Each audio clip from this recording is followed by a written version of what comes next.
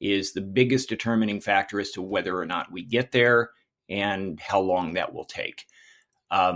I came across this statistic a little while back that said that 77% of small business owners don't know where they're taking the business, and that it's a top reason for failure. And I thought, well, it's kind of like ordering an Uber car and not being able to tell the driver where you're going. And it's like, that doesn't really work like that, does it? The system is based on knowing where he's supposed to take you.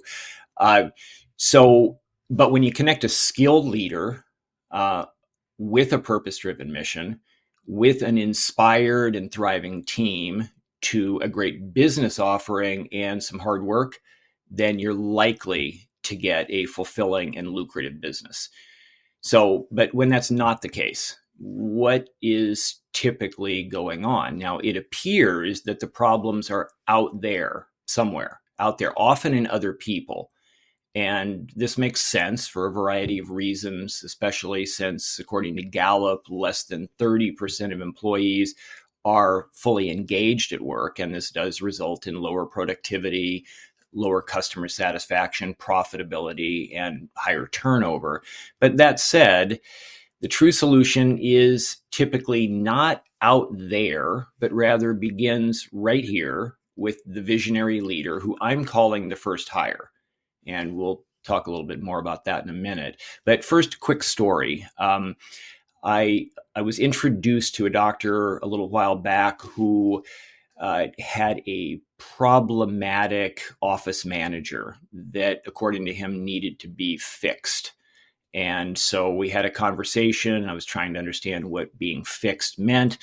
And he basically had a sense of certainty around if this person would change, then all would be well with the world. And I did learn that there were 3 or 4 or 5 other people in recent times that had occupied that role, and I guess they were not fixable, was the conclusion. But I invited him to take our people performance scorecard, which gives an overall score, but then category scores also in leadership performance, team performance, purpose, and hiring, and presents that in a nice report. And I would invite everybody listening, if you want, to go to peoplepluspurpose.com.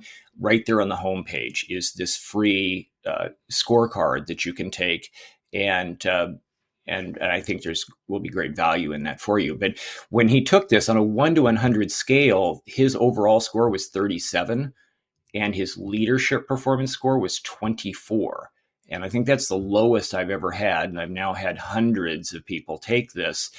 And so basically, we had scheduled a follow-up call, and before we got to that, he contacted me and said, we can cancel because I solved the problem. I fired him.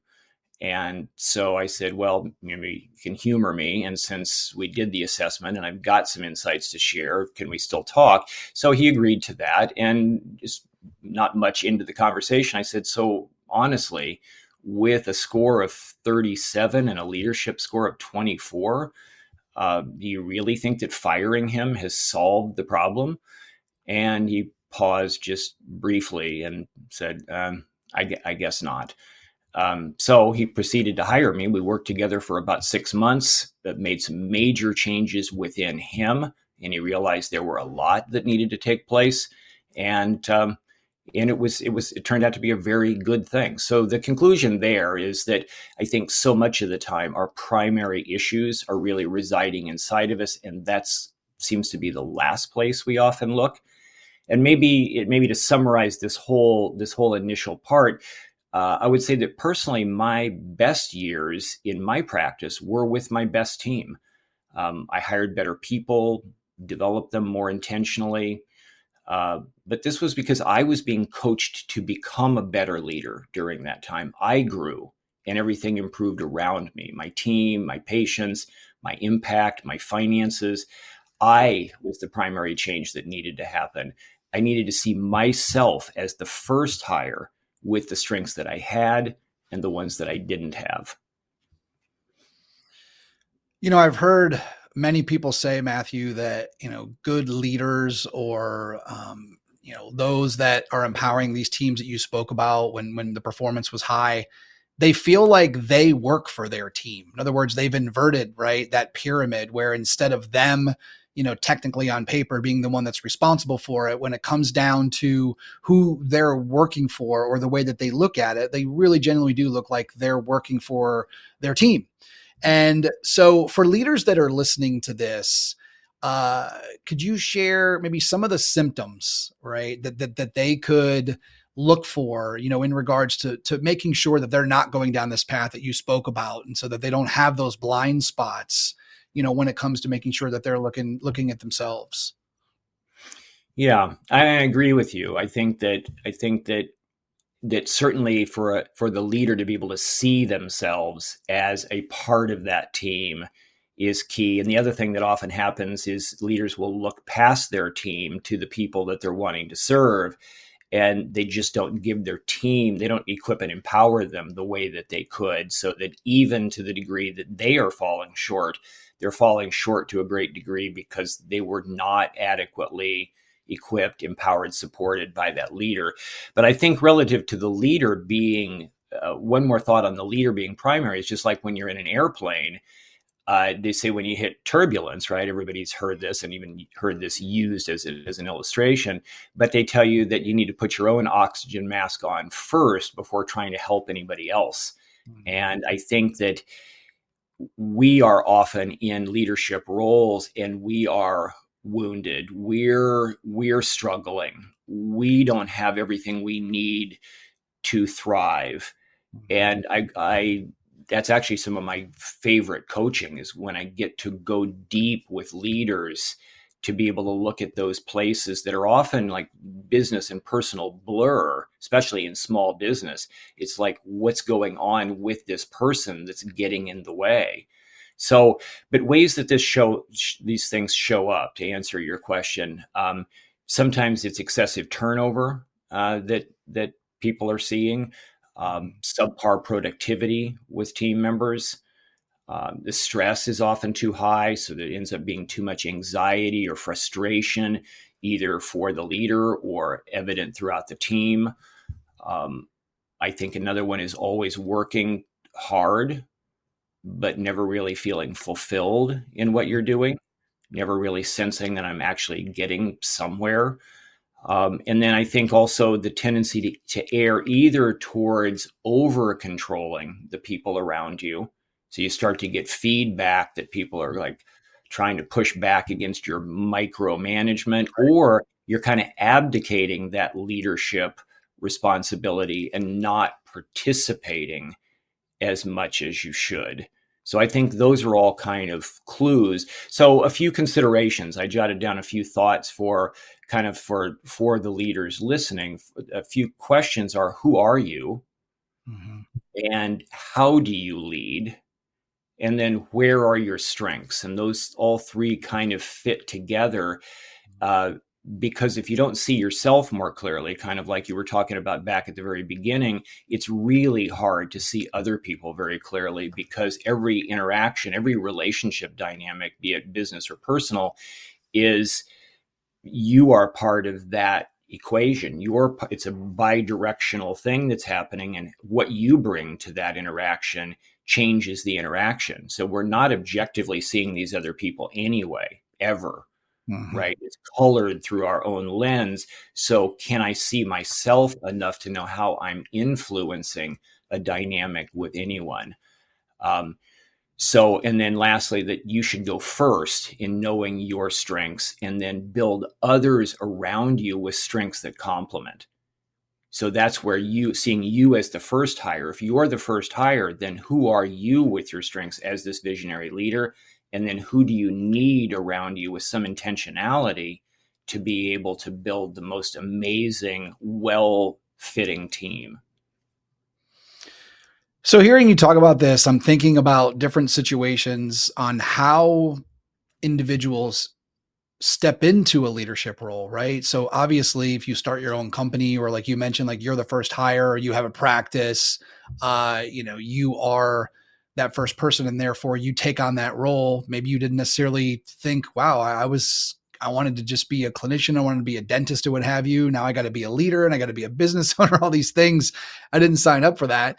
And then Right. there's other situations, as you know, in companies where, somebody might have started in a different position. Of course, they work their way up into leadership. And so I think it's always very interesting how people end up in leadership positions. And sometimes, as you know, Matthew, how that happened doesn't always align, like you're mentioning, of like where they are in their own personal development. So Right. we've both Right. seen situations where someone is in a leadership position and everyone's kind of scratching their head. They're like, they might have some work to do. How did that happen? But nonetheless, they're in that position.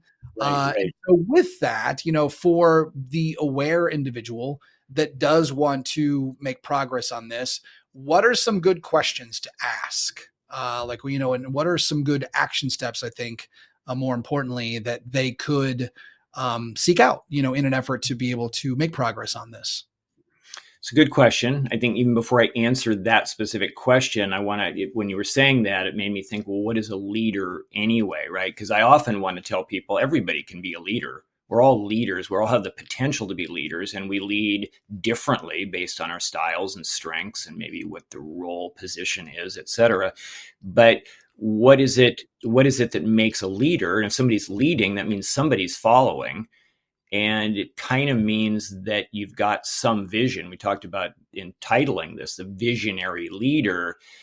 So, really, anybody on a team can have some vision. Maybe they are not the CEO, maybe they are not the ones setting primary vision for the organization, but they can have a vision for something. A vision for a greater impact for their role or some part of where the organization is going. They can bring ideas. They can lead with different things based upon their strengths. So, and it also makes me think about managers, like especially in more of in the corporate world, people often get promoted into managerial roles where they are less ill-equipped, less equipped anyway. They were good at what they were doing, but it does not necessarily make them a good manager. And I think people find themselves leading, but they haven't been trained really how to lead. But going back to kind of some starting questions and action steps, I would say a few questions. And you might want to write these down even. What is the current state of my business? What is the current state of my business? And then second would be, as we were talking about before, where are we going? Where are we going as a business? Where are we wanting to take this? Third, what are my business strengths and my people assets? And I like to think about this as like, what do you already have in your hands? Sometimes we're looking way outside somewhere to what we're needing, but what do we already have? And I think that's a good beginning place to consider the value that's present already and how might we fine tune or optimize that. So what are my business strengths and my people assets? And then the next one is, what challenges are slowing or blocking my progress? What's keeping me from moving forward or moving forward fully? Can I see that? And one way to help do that is the first action step is to take that people performance scorecard that I mentioned on the homepage at peoplepluspurpose.com.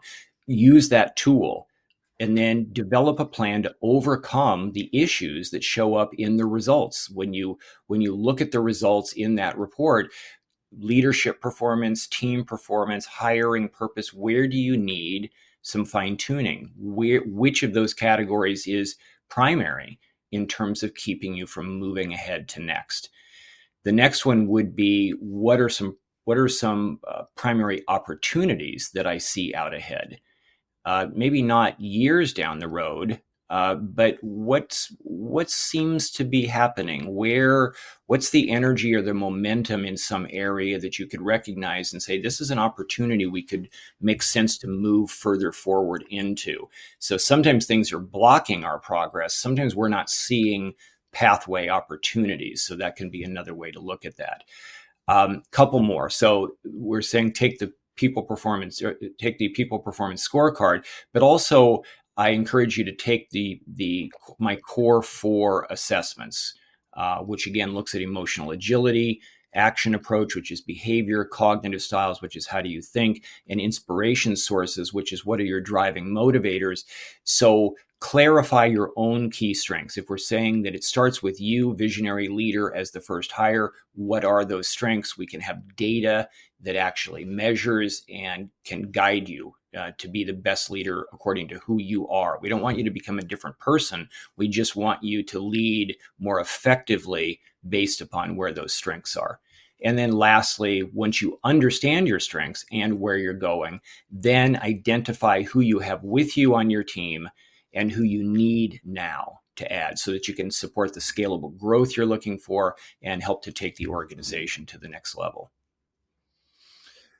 Yeah, and I think I love the fact that you talk about the assessments. I've been hearing more and more people talk about, the work that you've done in there, and it's been refreshing, Matthew. Like there's more and more people that I follow, whether they be leaders or just in organizations where, I mean, assessments have been around for a while.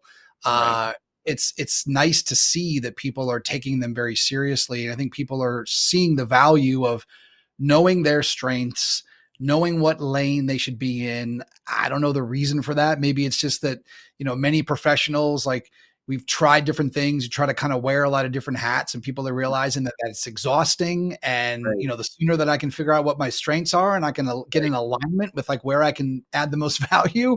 Yeah. The other thing Yeah. I wanted to talk about that in regards to like the visionary leader is I feel like that's scary sometimes too, right? I mean, I feel like back to the conversation or the topic of how an individual ended up in a leadership position for whatever reason. And then all of a sudden, like you said, you kind of pull back the curtain, you do an assessment, maybe you realize this, your strengths are not aligned. That can be a scary thing. And so I think in a lot of cases that prevents people. So, what are your thoughts on that, just in regards to the reality of what this means for somebody in their career? And instill the confidence, Matthew, in people that, like, even though it might feel like this giant chasm, to take that assessment, find out your strengths, the unknown is maybe on the other side, that Yes. you might be closer to, more professional happiness, personal happiness when you make that decision. Although Yeah. it might be scary.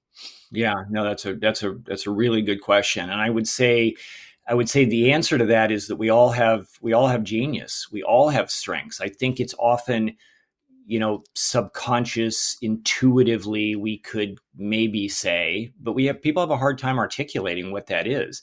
And I think people are struggling in many ways, leader, team member, whether they know it, acknowledge it or not. And I think by being able to have some data that actually confirms some of your intuition, uh, that that that can then begin to maybe create a lens to look through to say, where do I thrive?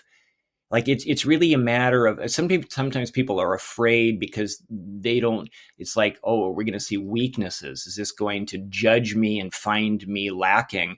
And I think that's why I say these are strengths based assessments, right? We're not looking for lack, we're looking for opportunity based on how can you thrive more fully by knowing those strengths and kind of knowing how to drive this thing more effectively based upon those strengths. Because we're driving one way or the other. Why not know how to be most effective and how to feel most fulfilled? The research continues to show that when people are operating in their greatest strengths, they're not only more productive, more effective, they get more success, they're more fulfilled, they make more money. I mean, the research is abundant on this. And so I think it's important to get past whatever those apprehensions are, acknowledge we don't know everything already, which is a good thing to acknowledge in general. Uh, and lean into that, lean forward to clarify that genius. Yeah, I get encouraged, for future business leaders. Like you mentioned, I feel like with the research and the science, and then of course, like we talked about with the assessments, and more people, hopefully, feeling more comfortable to identify their strengths, learning from the generations ahead of them, and all of that, and hearing stories of individuals that might have worked in a career for 15, 20, 25 years and looking back and saying, I regret this. I mean, it's out there, right? We all know people in our own lives, and I think for even in for some of us, like we found ourselves in those situations. So I think it's super encouraging, and this is such a great topic, that we touched on. So before we wrap, I wanted to have you share a little bit about you have put together a coaching program. And of course, you have your coaching program, but I should say a coaching discussion group, right? We were talking about this in some of the prior episodes of, speaking of strengths, there are individuals out there that maybe have done the work, they've done the assessments, they know what their strength is, they want to coach in their field or their niche, Mm-hmm. but they don't always know where to start, right? And so, Right. you actually, have put together this really exciting, group, discussion for coaching. And so I'd love to have you just share that with everybody. Kind of, I know you just kicked it off, but like what your vision is for that, and Yeah. for those that are watching, how they can join. Yeah, thanks. So, yes, I have a LinkedIn group that I would invite anyone who hasn't joined to check it out. It's called Your Coaching Career from Launch to Mastery. And the idea is, as you say, there are those people who have been thinking about coaching or are beginning a coaching career direction. There's also people who are in process of coaching but would benefit maybe from connecting with other coaches, from sharing some collaborative insights, what would help move them to next and maybe be inspired in that process. Some people who are maybe more at that mastery end that might have some things to share with those people that are earlier on. And also for all those people who are uh, play maybe some sort of leadership role. Maybe they have a managerial role, or they're a director of operations, or they're in HR. They work in a larger company maybe, and they're not thinking about necessarily about, I want to start a coaching career, but how can they use develop coaching skills and insights or take them to the next level, uh, to be able to deliver more powerfully and increase their value within that organization by what they have to offer. So basically, we have that group, and then approximately 2 times a month, we're doing a coaching mastery group discussion call on Zoom, where everybody can come on.